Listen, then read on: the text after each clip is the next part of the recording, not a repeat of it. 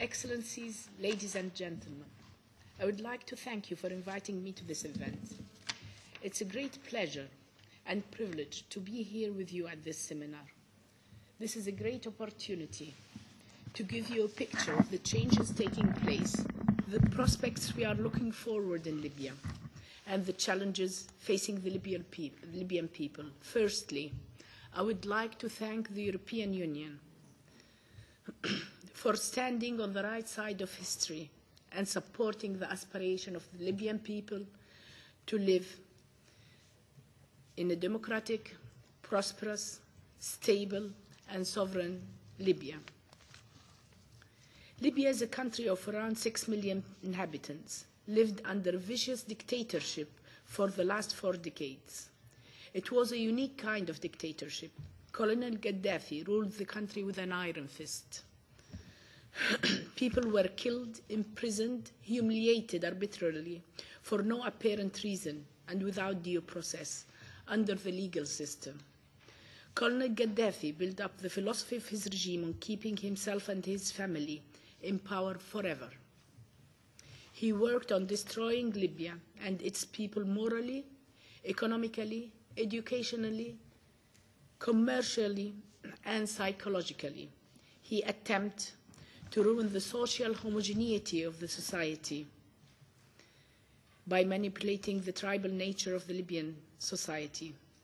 Colonel Gaddafi was our shame, and his savage behavior misrepresented the true nature of the Libyan people for decades. Libyans never submitted to this tyrant. The opposition and sacrifices began very early, and many honest Libyans paid the ultimate price for their courage. Executions and public hangings of opponents started very early. In 1973, Colonel Gaddafi declared his cultural revolution and his war on what he called sick thoughts, imprisoning many intellectuals that he found to be a threat to his power, and plunged the country into chaos by urging all the employees and workers to kick out their managers and take their places. Public hanging started on 1977. The 17th of February revolution was the crowning of the Libyan people's struggle against this destructive regime. Libyans were demanding their legitimate rights to live with dignity, something the Western societies highly value but take for granted. Our sacrifices during this unprecedented revolution in the Middle East were immense. Thousands of young men lost their lives and many lost their limbs. Men and women were raped.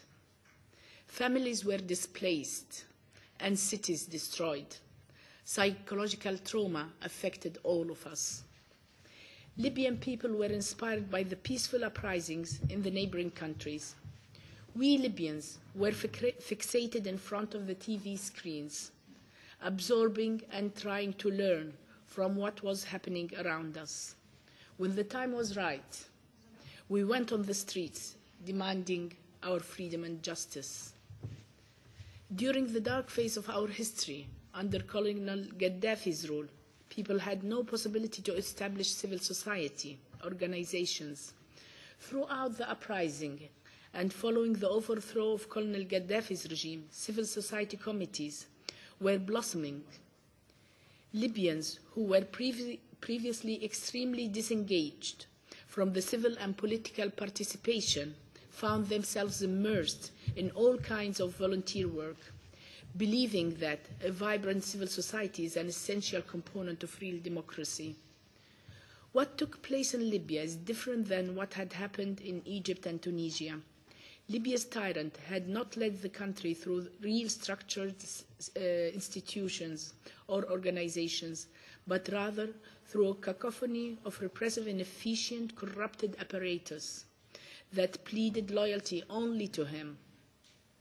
Well-known structures based on tribal affiliations and personal loyalties, and in recent years supervised mainly by Gaddafi's sons, his brother-in-law, and close members of his clan.